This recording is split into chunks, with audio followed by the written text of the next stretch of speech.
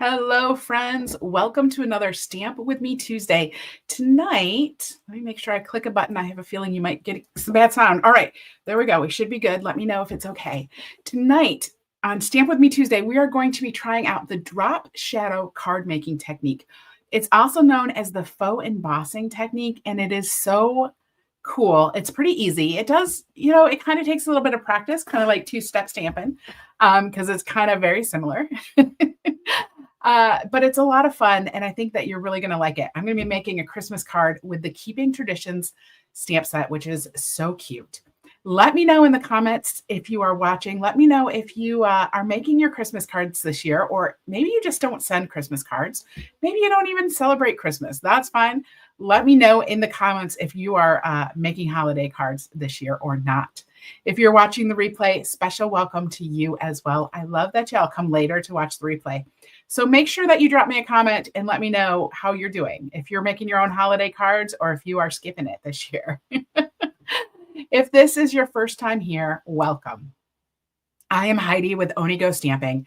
I'm going to help you reconnect with your inner artist by using stamps, ink, and paper to create beautiful handmade cards and gifts, just like the ones that we're going to make tonight. So let's go ahead and get started. I'm going to make my workspace look just a little bit bigger so you can see a little better. There we go. Here's this fabulous stamp set. Isn't this so cute? I love this one.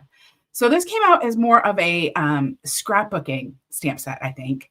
But I think it's fabulous for cards, and I absolutely love the fonts that are in here. So this is what I'm using tonight. Jean, you said that you're making your cards again this year. That is awesome. All right, so let me show you what I'm doing. I'm going to show you the card first tonight. Here's what we're doing. We're going to get this fun, like shadowy effect on our card. So, and I have a couple more samples to share with you as well. I'm starting with a piece of Crumb Cake. Okay, so I find that you need to use a colored cardstock. It doesn't work with like white or vanilla. Okay, you need to use a colored cardstock, and I find like a light-ish colored cardstock works well. So I tried it with some, what is this, bubble bath? I'll show you. I tried it with some bubble bath, and if you're in person, you can kind of see it, but it's very, very faint. Okay, so bubble bath maybe is not quite dark enough. Crumb Cake works really well, which is why I used it for two different samples tonight. So I have a piece of Crumb Cake here. It is 3 3/4 by 5 inches. And I'm going to start with a white ink pad. Now this is a pigment ink. So most of Stampin' Up's inks are dye-based inks. And that means that they are water-based. They're dye inks. This is a pigment ink. Okay. The difference is it's going to take longer to dry. Okay. So it's squishy. It's wet. It takes longer to dry. We're going to have to like give it a little zap with the heat tool tonight to make sure that it's fully dry. And so it just works a little bit different. You do have to be a little bit careful when you stamp with it that you don't accidentally slide your stamp because it is a little bit squishy, like I said. So I'm going to use the holly leaves and I'm going to stamp these up with white. Okay. Now, when you get the white ink pad, actually, I want to grab a piece of scrap paper. I'm using my glass mat tonight, so it definitely would wash off. But I don't feel like making a mess of my glass mat. So I'm just going to put a piece of scrap paper under there.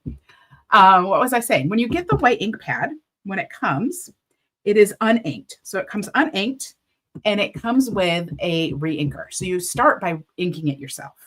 Okay. All right. So I'm going to stamp some holly leaves on here with white all across the bottom.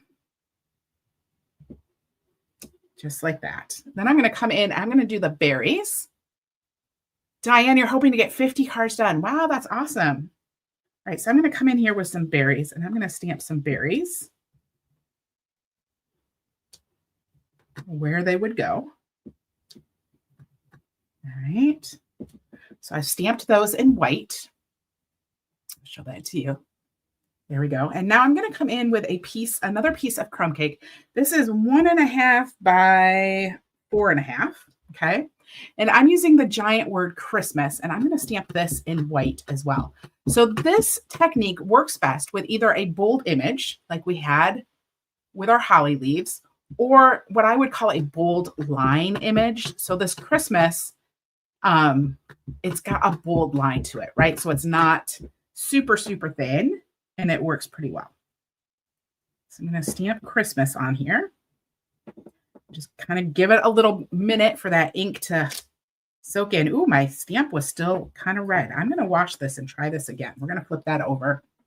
Ooh, look how pink I turned my white ink pad. That's okay. It'll mush in. It's fine. I probably just didn't clean it well enough last time. Oops. Oopsie oopsies. All right, we'll wipe that off. We'll try again. I might have to put some more white ink in there. When you add extra ink, it kind of gets rid of the stain in the top. All right, so we're just going to ink this up with white again. Let's try it again, see if we get a whiter image. Give that a good stamp. Let that ink get in there. Hello, Judy. Oh, that's better. See, look, now it's white. All right. That's all I need to do with the white ink pad. So I'm going to put my white ink pad away, and I'm going to clean off my stamps. Okay. I'm going to set these aside. They're drying. We want to get those nice and dry. You want that white ink to dry all the way before you stamp over it. Okay.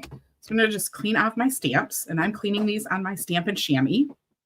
I like to wipe them on one side, and then I kind of flip it over and do like a double layer and squish it in. I don't know why. It just seems to really get in the crevices that way.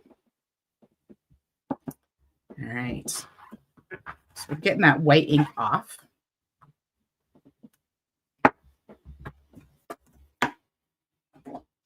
Now let's take this. I'm going to zap this with my heat tool just so that it dries a little bit faster. Because this ink does take a minute to dry, or more than a minute. So I just want to heat this until it's not so like shiny anymore. Okay, so when you first stamp it, the ink is kind of shiny. Now, if you want a nice, crisp, bright white, the white ink pad is not going to do it. All right.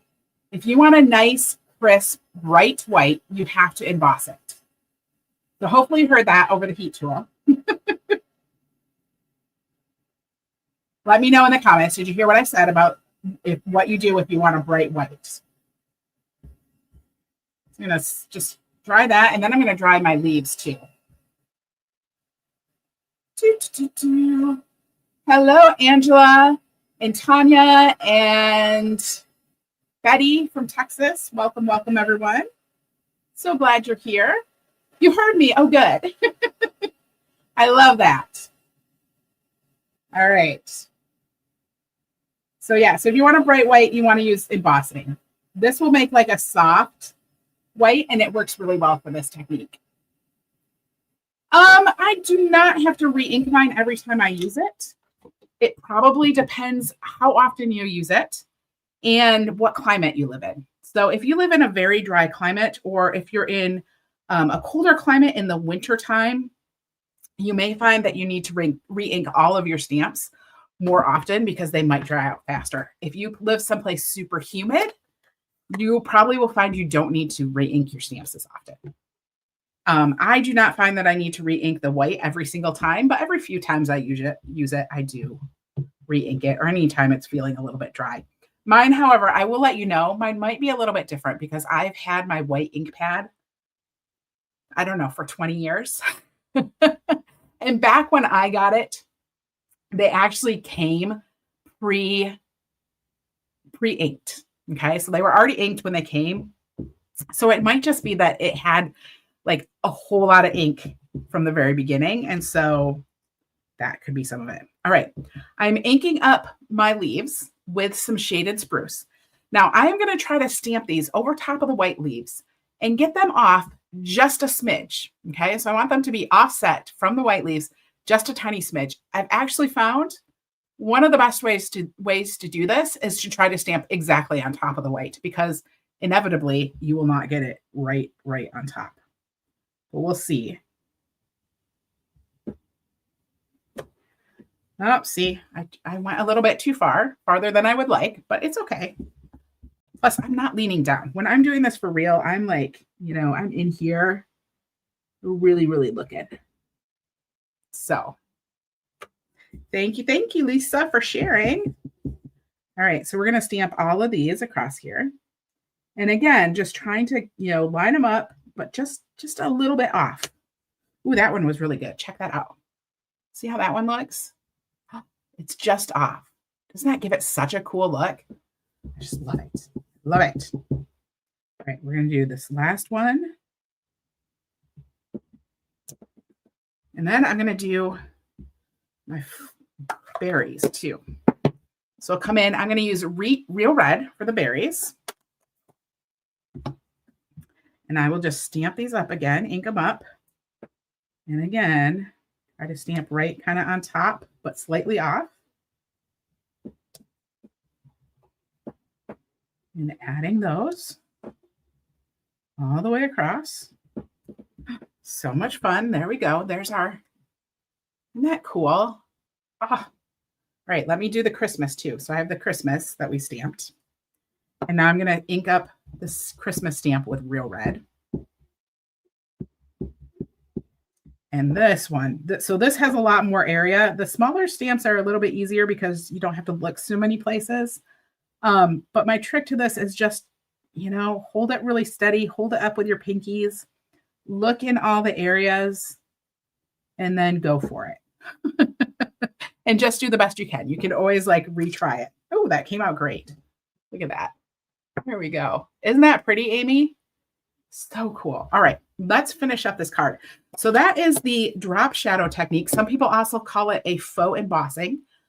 Because and I'll show you one of the other samples, if you use darker colors, like if you use Crumb Cake and Early Espresso together, it's going to look a lot more like embossing. Okay.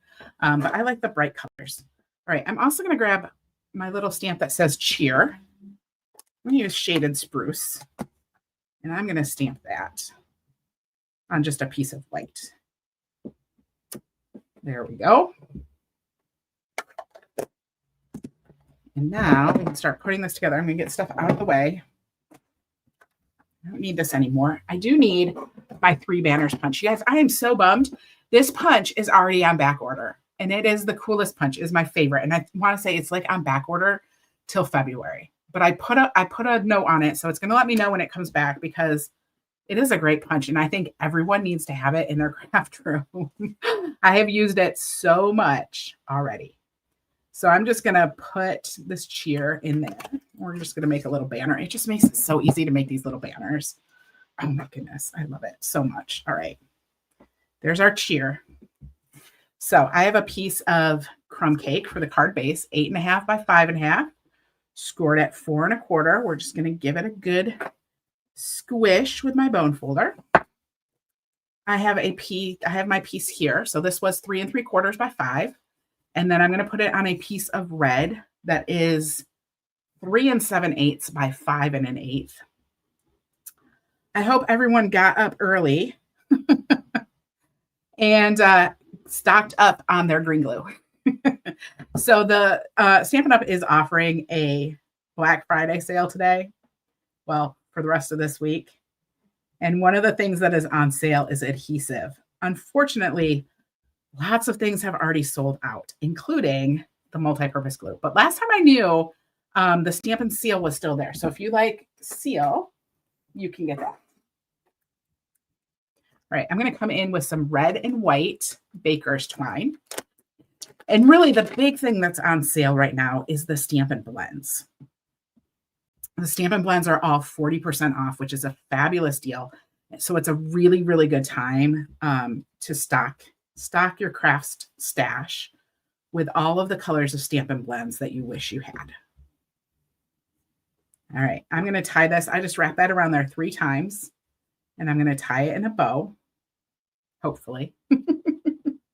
We'll see how it goes. Hello, Teresa and Madison. So I kind of want this down towards the bottom-ish.